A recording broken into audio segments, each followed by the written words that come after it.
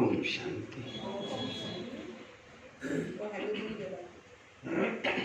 तो आज की बाबा की मुरली, मीठे बच्चे, याद में क्या करो, रुचि रखो। बाबा को रुचि से मतलब बड़ा प्यार से, इंटरेस्ट लेकर के क्या करो, याद करो,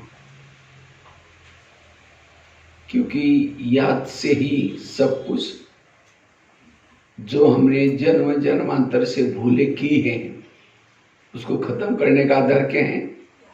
याद। याद से ही आत्मा का दीपक जागृत होगा। हम सब चाहते हैं आत्माभिमानी बने, लेकिन उसका इलाज क्या है? जैसे दीपक जब जलता है उसकी बाती किस में डूबी रहती है? तेल में। इसी तरह परम धाम एक बहुत बड़ा कटोरा है और हमारा यह दीपक यहाँ है, तो हमारी दीपक की बाती कहाँ डूबी रहे? परम धाम में। माया क्या करते हैं? बाती को उठा करके बाजू में रख देती है तेल से, किसी व्यक्ति की तरफ लगाते, वस्तु की तरफ लगाते, तो दीपक हमारे यहाँ बुझ गया। जब दीपक बुझ गया तो प्रॉब्लम आ गई, फिर डर लगेगा, फिर गुस्सा आएगा, सहन नहीं होता, सारे प्रॉब्लम होते। इसीलिए बाबा कहते बुद्धि सदा कहाँ लटकी रहे? परम धाम में, क्योंकि याद से ही सच्चा सुख मिलता है। जब आत्मा विकारों के वश क्यों हो जाते हैं? क्योंकि योग से सुख नहीं लिया, तो उससे भी सुख मिलता है, विकारों से भी क्या मिलता है? सुख ही मिलता है, क्योंकि आत्मा सुख स्वरूप है। जब हमने योग से सुख नहीं लिया तो विकारों के आत्मा उस विकारों के वश होकर के उसे भी सुख लेते हैं, फिर पश्चाताप होता है। इसलिए याद से सुख दो आत्मा को। जब आत्मा को याद का सुख आएगा, जैसे कोई जिलेबी खाएगा, उसको मुरही दो, मुरमुरा, तो क्या कहेगा? नहीं नहीं, मैं इतना अच्छी चीज खाया, मुझे नहीं चाहिए। इसी तरह जिन्होंने याद का सुख लिया उसको कोई व्यक्ति, वस्तु, कोई भी चीजें आकर्षित नहीं कर सकते। अगर हमें कोई विकार आकर्षित करता है, कोई बातें आकर्षित करते हैं, मतलब मैंने जिलेबी नहीं खाई है, अर्थात याद का आनंद नहीं लिया। इसलिए हमें विकारों से बचने के लिए, बुराई से बचने के लिए, संस्कारों को परिवर्तन करने के लिए याद हमें रुचि से करनी। जितना याद में रहेंगे, योग लगाएंगे, कर्मेंद्रिय चित बन सकते, कर्मातीत बन सकते, आत्मा के दिल से अंदर आएगा कुछ नहीं चाहिए, मैं भरपूर हूं। जैसे कहा ना वरदान स्लोगन में, वरदान में, प्रसन्न रहे। कौन रहेगा? जिन्होंने याद से अपना दीपक अंदर से जगाए हैं, वो अंदर से मुस्कुराता रहेगा, खुश रहेगा। वो कोई उसका अपमान भी करता है तो भी उसकी खुशी गायब नहीं है, क्योंकि उसने याद से सुख मिल गया है। और सारा दिन जब हमारा आत्मा का दीपक जागृत है तो शरीर में व्योस फैलते, किरणें फैलते, और उससे अतीन्द्रिय सुख मिलता है। इसीलिए रोज के मुरली में बाबा जैसे एक आत्मा का पाठ पक्का करने के लिए बोलता है, दूसरा शब्द आता है याद की यात्रा करो, याद में रहो। याद याद ये शब्द रोज की मुरली में होता है, क्योंकि ये बहुत महत्व है। जैसे स्कूलों में जिस बच्चे का इंग्लिश का सब्जेक्ट अच्छा है उसको क्या बोलते हैं? ये बहुत अच्छा स्टूडेंट है। इसी तरह इस ब्रह्मा कुमारी विद्यालय में जिसका याद का सब्जेक्ट अच्छा है वो बहुत अच्छा है। उसी से बाकी उसके जो 3 सब्जेक्ट है, ज्ञान, धारणा और सेवा, वो ऑटोमेटिकली कवर हो जाएंगे। जैसे मैंने उसी दिन अपना अनुभव सुनाया था, हम 2 शब्द नहीं बोलते, कुछ नहीं कर सकते, लेकिन मैं यहाँ आने के बाद विशेष याद के ऊपर अटेंशन दिया, और आज कितना सारा ज्ञान का विस्तार, सेवा, क्या क्या कर रहे हैं याद से। मैंने योग के सब्जेक्ट को अच्छा बनाया, बाकी 3 सब्जेक्ट भी अच्छे बन गए। इसीलिए हमें याद के ऊपर मेहनत करनी है। लेकिन याद का आधार क्या है? याद का आधार है मन और बुद्धि। ये 2 चीजें याद का आधार है। और सारा ये जो ज्ञान हमें कर्मों का, ड्रामा का, सब कुछ सुनते, ये सब किसी लिए सुनते हैं? मन और बुद्धि की संभाल रखने के लिए। मन की संभाल रखने के लिए बुद्धि की, हमें याद के लिए मन को कैसे रखना है? मन को हल्का रखना है। और बुद्धि को कैसे रखना है? स्वच्छ। जिसका मन हल्का है और जिसकी बुद्धि स्वच्छ है वो याद की यात्रा कर सकता है। मन को हल्का रखने के लिए बाबा ने ड्रामा का ज्ञान, जो हुआ अच्छा हुआ, कल पहले होता है, ये सारा जो विस्तार बताया मन को हल्का रखने के लिए। क्योंकि हल्का मन कहाँ जाएगा? ऊपर। एक लोहे का मन लेकर के ऊपर फेंको, लोहे का मन समझा, जिसे वजन किया जाता है, उसको ऊपर फेंको, जाएगा ऊपर?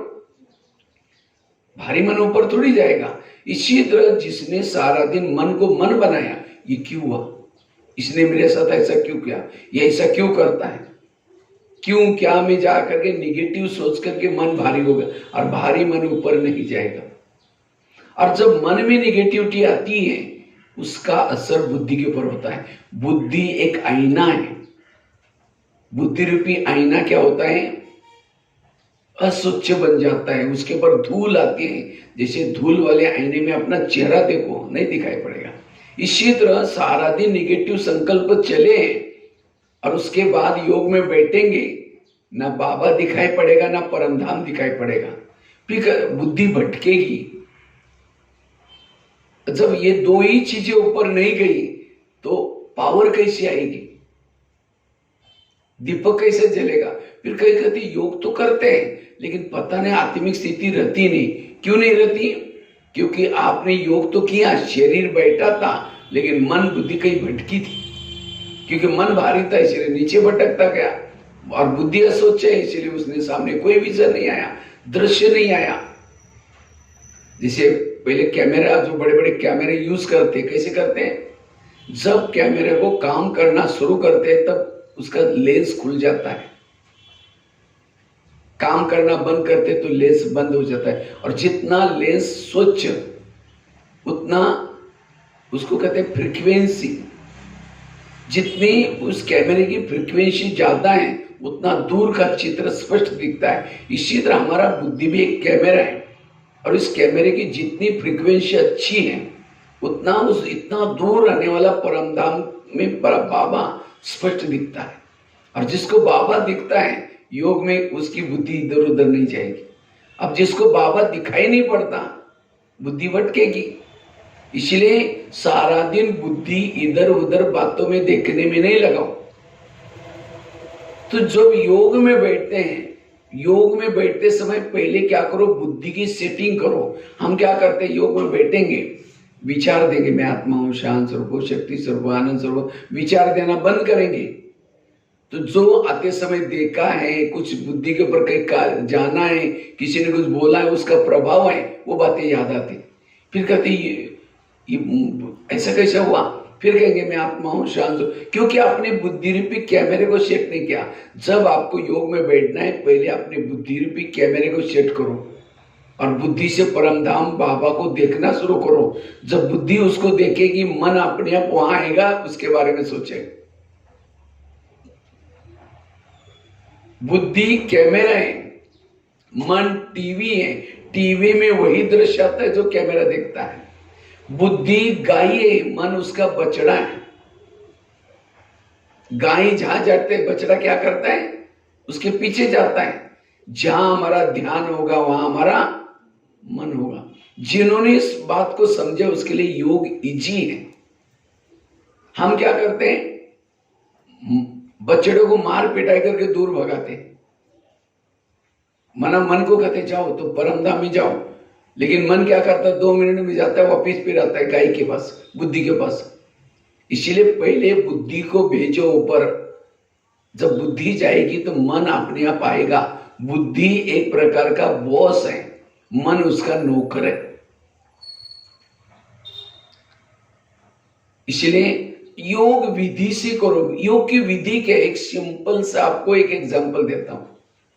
आजकल मोबाइल के बारे में तो सब जानते हैं ना। आजकल तो सब बूढ़ी बूढ़ी माताओं के पास भी मोबाइल होता है। तो मोबाइल को चार्जिंग कैसे करते हैं? कैसे करते हैं? रोड पर डाल दो, होगा चार्ज? होगा। वहां बिजली का प्लग चाहिए, बिजली का कनेक्शन चाहिए तब होगा। इसी तरह शरीर में हमारा क्या है, एक मोबाइल है और आत्मा उसकी क्या है, एक बैटरी है।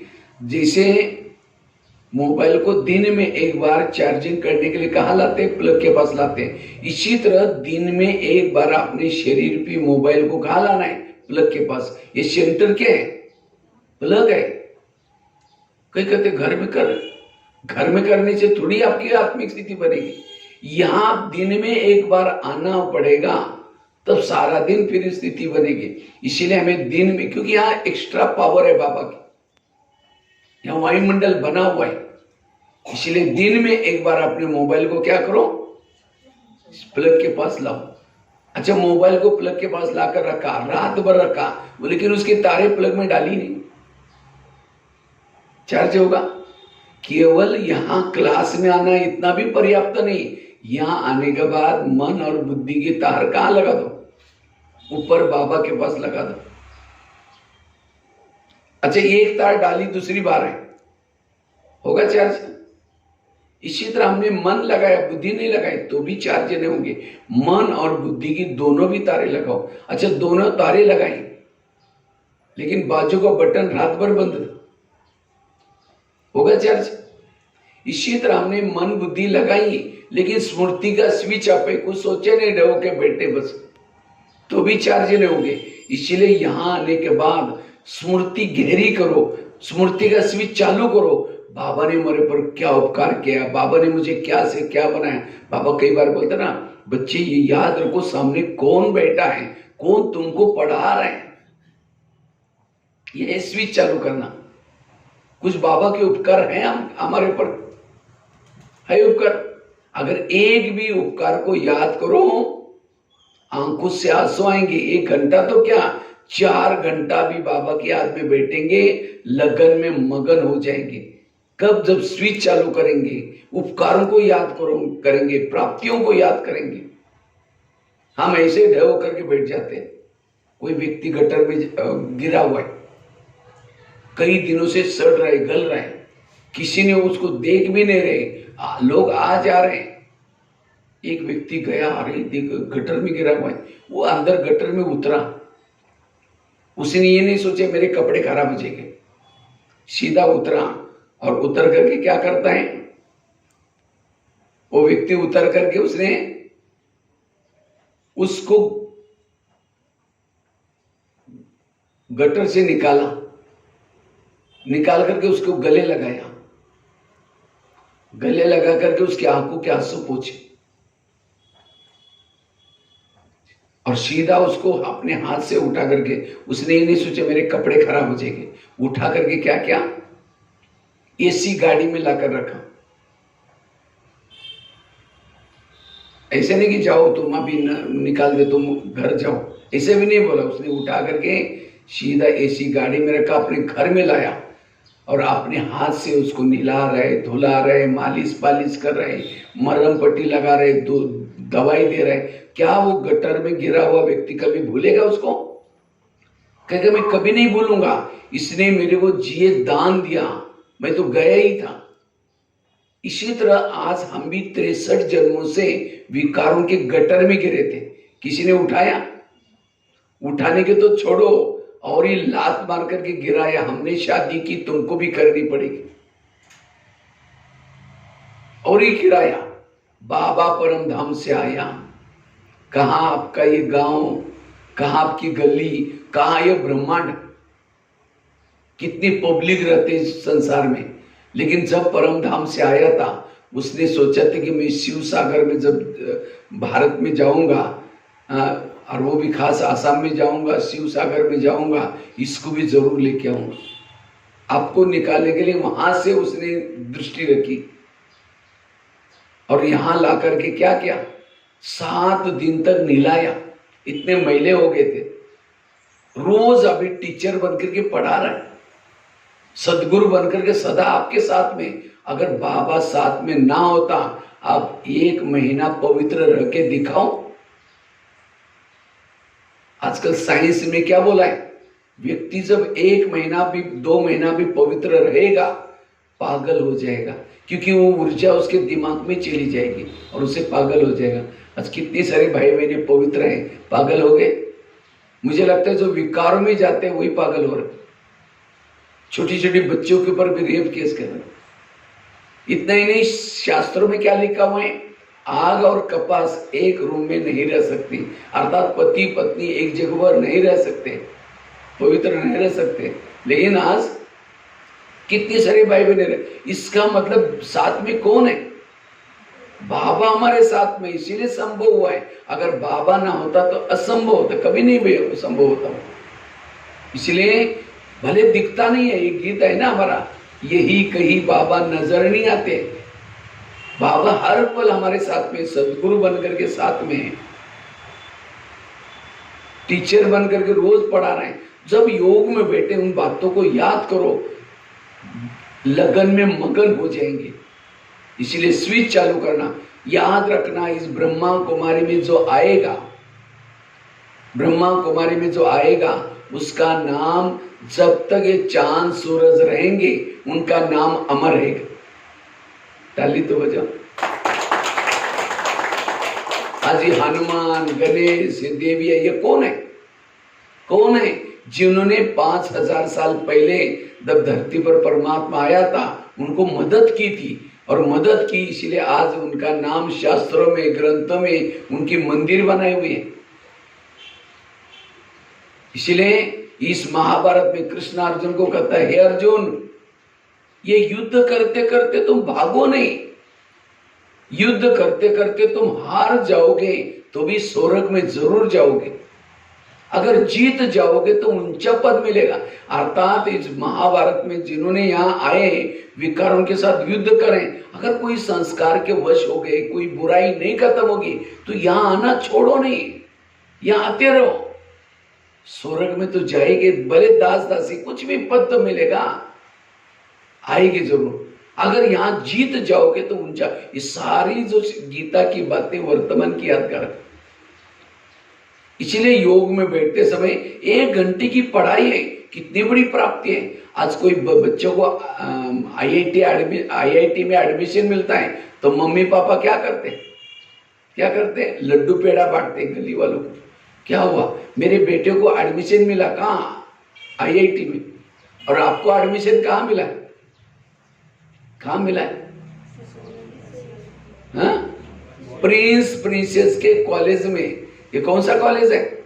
और प्रिंस प्रिंसेस का कॉलेज आजकल दुनिया में किसी का भी नहीं है। अगर ये किसी व्यक्ति का होता, 1 दिन की फी आप दे नहीं सकते थे, 1 दिन भी फी नहीं दे सकते थे। लेकिन यहाँ कोई फी नहीं, फ्री में, क्योंकि बाप का ही कॉलेज है। और इसमें फेल होने का संभव बात ही नहीं, क्योंकि बाप का कॉलेज है, बाप ही टीचर है। कोई बच्चे का मास्टर का टीचर, बच्चा फेल होता है तो मास्टर को लोग चिढ़ाएंगे, अरे तुम्हारा बेटा फेल हो गया। इसलिए यहाँ पास जरूर हो जाएंगे, बस आते रहना है, रुचि से पढ़ना है।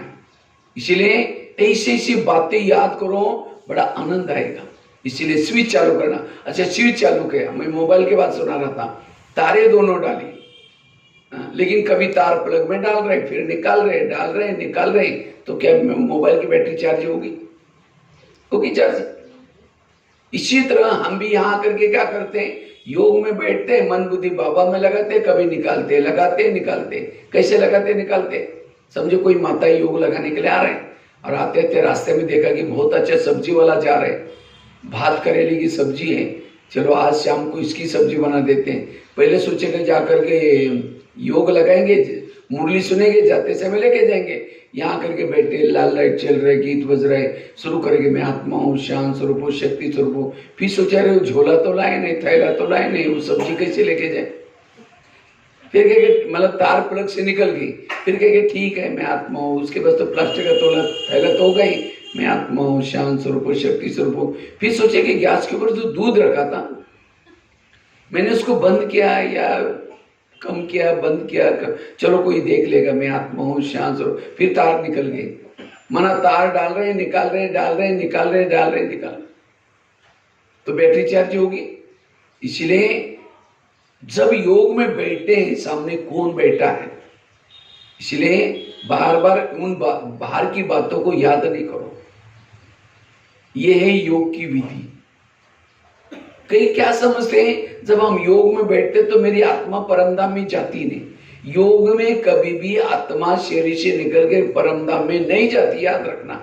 क्योंकि आजकल हम यूट्यूब में कोई वीडियो देखते हैं, पीस ऑफ माइंड टीवी में कोई टीवी में कहीं देखते हैं, क्या देखते हैं, योगी बैठा है। जैसे योगी बैठा, एक ब्रुकुटी से एक बिंदी निकली, हूं करके चांद सूरज तारंग के पार परमात्मा के बस गई। लेकिन हम जब बैठते तो कुछ निकलता ही नहीं। इसीलिए हमें डाउट आता, मेरा योग ही नहीं लगा। शरीर से कहीं आत्मा निकल करके नहीं जाती। अगर आत्मा निकल के जाएगी, शरीर तुरंत लुढ़क जाएगा। जैसे मैं मोबाइल का एग्जांपल अभी दे रहा था, दोनों तारे डाली, स्विच चालू किया, जब मोबाइल चार्जिंग चालू हो गया तो क्या बैटरी निकल करके प्लग में घुसने के लिए गई? मोबाइल चार्जिंग के समय बैटरी निकल करके प्लग में जाती है। तो जब मोबाइल चार्जिंग चालू हो जाता है तो बैटरी कहाँ रहती है? मोबाइल में रहती है। इसी तरह हम योग में बैठते, कोई हमारे शरीर से आत्मा ऊपर नहीं जाती। आत्मा तो बॉडी में रहती है, लेकिन ऊपर कौन जाते हैं? मन और बुद्धि। तो ये मन और बुद्धि कैसी जाती है? जैसे मैंने आपको एक एग्जांपल दिया, वर्तमान समय अभी जस्ट आप मधुबन में ओम शांति भवन के सामने खड़े, ओम शांति भवन सामने लाओ, सफेद कलर की बिल्डिंग है, बैकग्राउंड में पहाड़ी है, दो साइड पर दो गुंबज है, बीच में घड़ी है और बीच की सीढ़ियां चढ़ करके आप ओम शांति भवन में जा रहे हैं। जैसे अंदर गए, एक वरांडे में सौरभ का मॉडल रखा हुआ है, उसको देख करके आप ओम शांति भवन के अंदर प्रवेश किया। पीछे एक घड़ी है, सतयुग त्रेता द्वापर, उसको जैसा युग वैसा कलर किया हुआ है। फिर सामने देख रहे, बीच में बाबा का फोटो है, एक साइड पर एक सौरभ का रास लीला वाला चित्र है, एक साइड पर सर्वात्माओं का पिता का चित्र है। वहां से ओम शांति भवन से आप नीचे आए, पांडवन के गेट के अंदर, वहां एक कृष्ण का गोले वाला चित्र है गेट पर। वहां से आप शांति स्तंभ के पास गए। शांति स्तंभ मार्बल का बना हुआ है, लिखा हुआ है पवित्र स्तंभ, ज्ञान स्तंभ, शक्ति स्तंभ, आबू तीर्थों में महान तीर्थ। उसको आप 2 चक्कर लगा रहे, बड़ा पीस है, शांति है वहां। वहां से आप बाबा के झोपड़ी की तरफ जा रहे, झोपड़ी की तरफ जा रहे तो एक झूला भी रखा हुआ, वहां झूले पर बैठ करके फिर झोपड़ी में चले गए।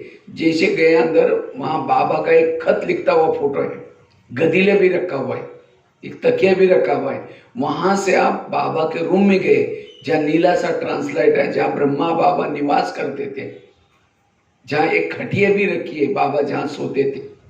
वहां से आप पीस पार्क में गए। पीस पार्क में एक ओम का बना हुआ है सीमेंट का, वो देख रहे हैं। वहां से आप ओम शांति, वहां से आप नीचे आए दादी प्रकाश मणि स्तंभ पर, वहां से डायमंड हॉल में आए। डायमंड हॉल जहां बाप दादा का मिलन होता था। वहां से आप तपस्या धाम गार्डन में गए, तपस्या धाम गार्डन। वहां से पीछे मुड़ के देखा, एक पहाड़ी पर ओम शांति लिखा हुआ है सफेद अक्षर से। सब दिखाई पड़ा आपको? तो क्या आत्मा निकल करके चली गई वहां से? कौन गया था? बुद्धि गई थी। ये है बुद्धि। बुद्धि वो दृश्य देखते हैं। ऐसे यहाँ शरीर में बैठे हो भी, मैं यहां से चांद, आत्मा निकल बुद्धि से क्या करें, चांद सूरज तारांगन के पार जा रहे हो, अव्यक्त वतन में जाते हो। जैसे अव्यक्त वतन के 5 जाति ब्रह्मा बाबा उठ करके खड़े हो गए और बाबा ने मुझे गले लगाया, पावरफुल दृष्टि दे रहे। दृष्टि देते देते मेरे मस्तक के ऊपर हाथ रखते हैं। हाथ रखते हैं, बाबा ने मुझे वरदान दिया, बच्चे तुम्हारे ऐसे सारे विकर्म समाप्त हो गए। ऐसे करते मेरा प्रकाश का शरीर भी लोप हो गया, मैं एक बिंदी बनी। उसी बिंदी को बाबा ने हाथ में लिया, पावरफुल दृष्टि दी, फिर ऊपर उठा। ये दृश्य देखना, और जो दृश्य देखते हुए योग करता है वो लगन में मगन, वो योग में पावर मिलते हैं। हम कोई दृश्य नहीं लेते और इसीलिए ज्यादा समय योग में टिक नहीं सकते। विजन दृश्य से योग लगाना, ये है सहज योग की विधि। लेकिन योग लगाने के लिए कुछ धारणा ही जरूरी है। ऐसा नहीं कि शाम को योग में बैठते परम धाम दिखाई पड़ेगा, परमात्मा। उसके लिए सारा दिन कुछ धारणाएं आपके लाइफ में चाहिए। सबसे पहली धारणा है, सारा दिन अगर आपने किसी का परचिंतन किया है, प्रदर्शन किया है, जब योग में बैठेंगे ना वो दृश्य आएगा ना बाबा की याद आएगी। परचिंतन करने वालों का योग नहीं लग सकता। क्यों? अब समझिए, आप किसी के घर में जाओ, उनके बच्चे भी बैठे, बाप भी बैठा है, बच्चों को कहेगा बच्चा ठीक नहीं तो नालायक है, ऐसा है वैसे है, और बाप को कहेगा बहुत अच्छे, आप कितने अच्छे, बाप कहेगा तुम पहले यहाँ से भाग जाओ, तुमने मेरे बच्चों की गिलानी की तो मेरे को अच्छा बोलता है। क्योंकि हर मम्मी पापा को बच्चे क्या होते हैं? प्यारे होते हैं। इसी तरह सारा दिन कहेंगे वो बहन ऐसे, वो भाई ऐसा है, मेरा भाभी ऐसे, पड़ोसी ऐसे, और शाम को आकर के योग में बैठेंगे, कहेंगे मीठे बाबा, प्यारे बाबा, शांति के सागर, दया के सागर।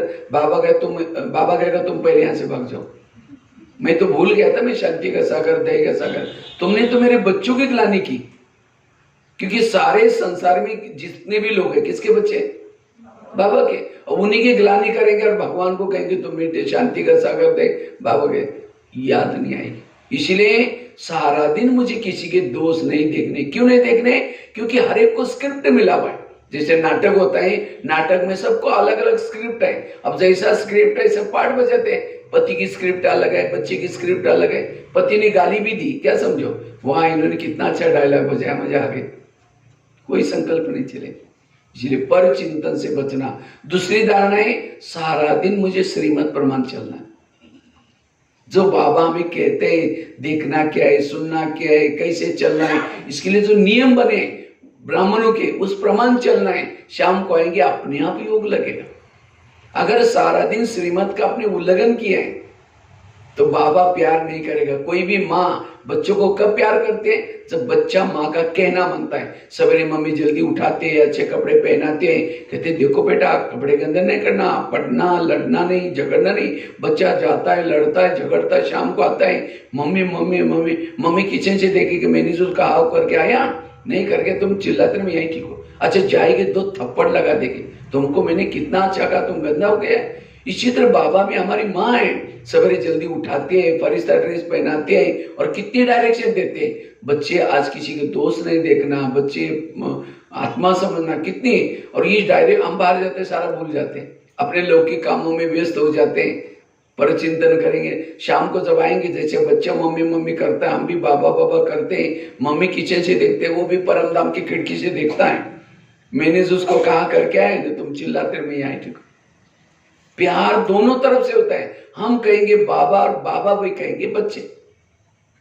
इसीलिए जो श्रीमत मिला है उसको फॉलो करना। तीसरी धारणा है, अगर योग की अनुभूति करने, सारा दिन पॉजिटिव रहना, सकारात्मक रहना, सहनशील बन करके रहना। कोई भी प्रॉब्लम आएगी, समस्या आएगी, क्योंकि वर्तमान समय जो आपके साथ जो लोग व्यवहार कर रहे हैं, जो भी आपके साथ जो व्यवहार कर रहे हैं, बात कर रहे हैं, ये पिछले आपके कर्मों के आधार से हो रहे हैं। वर्तमान के मेरे प्रॉब्लम मेरे ही कोई पिछले जन्मों के कर्मों का परिणाम है। कई कहते हैं मेरा पति ऐसा करता है, मेरी सास ऐसी करती है, वो ऐसी करते हैं, इसका मतलब कर्म गति। आपके घर के जितने भी लोग हैं, कोई आपको देने के लिए, कोई आपसे, किसी ने गाली भी दी, क्या समझो, अच्छा इनका बहुत दिन का बाकी था पूरा हो गया। निगेटिव को क्या बना दिया? पॉजिटिव। सहन किया। अगर सहन शक्ति है तो योग में बैठेंगे, योग अपने आप लगेगा। नहीं तो कहीं सहन नहीं हुआ, योग में बैठेंगे शुरू करके मैं आत्मा हूं, फिर कहेंगे मेरे उन्होंने क्यों बोला, फिर कहेंगे ठीक है मैं आत्मा हूं, फिर कहेंगे 15 दिन पहले भी तो बोला था, फिर कहेंगे ठीक है मैं आत्मा, फिर कहेंगे सबके बीच में क्यों बोला। योग नहीं लगेगा। योग लगाने के लिए सारा दिन मुझे सहनशील बनना है, उन बातों को सहन करना है, पॉजिटिव लेना है, और तब जाकर के योग लगेगा। चौथी धारणा है, जब भी योग में बैठते आत्मा समझ करके बैठो। अगर देहभान में बैठे तो योग का अनुभव समझो बड़ा सा चुंबक है, चुंबक के सामने लोहे के टुकड़े डालो तो क्या हो जाएगा? क्या हो जाएगा? खींच लेगा। इसका मतलब चुंबक बहुत अच्छा है। लेकिन लोहे के टुकड़ों को एक बड़े से कपड़े के अंदर लपेट करके रखो, खींचेगा? हिलेगा भी नहीं। चुंबक खराब है, चुंबक अच्छा है, लेकिन हमने उस टुकड़ों को क्या किया है? बड़े से कपड़े के अंदर लपेटा हुआ है। इसी तरह परमात्मा भी एक चुंबक है। अगर परमात्मा के पास जाना है तो हमें क्या करना है? आत्म अभिमानी होकर के बैठना है। अगर देह के बांध के कपड़े के अंदर लपेट करके बैठेंगे, योग का अनुभव नहीं होगा। इसीलिए सारा दिन चलते फिरते मैं आत्मा देख रही हूँ, ये आत्मा है, ये आत्मा, मैं आत्मा हूँ, ये अभ्यास करने की जरूरत है, ये धारणा करने की जरूरत है। पहली धारणा कौन सी बताई? पर चिंतन से बचना। दूसरी, श्रीमत का पालन करना। तीसरी कौन सी बताई? सहनशील बनना। चौथी कौन सी बताई? आत्माभिमानी बनना। और पांचवी लास्ट की धारणा है, अगर हमें योग की अनुभूति करनी है, योग युक्त रहना है, उसके लिए सारा दिन हमें क्या करना है? दुआएं लेनी है। जितनी दुआएं लेंगे आत्माभिमानी योग की अनुभूति होगी। दुआएं परम धाम जाने का विमान है। अगर आपके पास विमान ही नहीं है, सारा दिन बहू को तंग करेंगे, उल्टा सुल्टा कुछ बोलेंगे, गुस्सा करेंगे। बाबा ने आज कहा किसी को दुख नहीं दो। अगर किसी को दुख देंगे फिर यहां करके योग में बैठेंगे तो वो आपको नीचे खींच रहे, उनके संकल्प चल रहे और ऊपर जा रहे, नहीं जा सकेंगे। इसीलिए सारा दिन मुझे दुआएं लेनी। अगर ये करेंगे तो यात्रा अच्छी होगी। और रोज हमें 3-4 घंटा योग लगाना है। अमृत वाला 1 घंटा, क्लास के पहले आधा घंटा, रात को सोने से पहले भी, सारा दिन के ट्रैफिक कंट्रोल। इसी तरह योग में आप रुचि रखो। अगर आपको योग में रुचि नहीं है तो ज्ञान आपके धारणा में नहीं आ सकता। इसलिए इस ब्रह्मा कुमारी का सबसे इंपॉर्टेंट सब्जेक्ट है योग। इसलिए योग के ऊपर, इसलिए बाबा ने आज कहा बच्चे क्या करो, योग के ऊपर रुचि रखो, क्योंकि योग से ही हम पावन बनेंगे। योग से ही सच्चा प्रभु की तरफ सुख मिलेगा, आत्म ज्योति जागेगी। योग की महिमा अपरंपार है। इसलिए योग की विधि बताई, कैसे मन क्या है, बुद्धि क्या है और कैसे योग लगाना इसके बारे में। ठीक है। ओम शांति।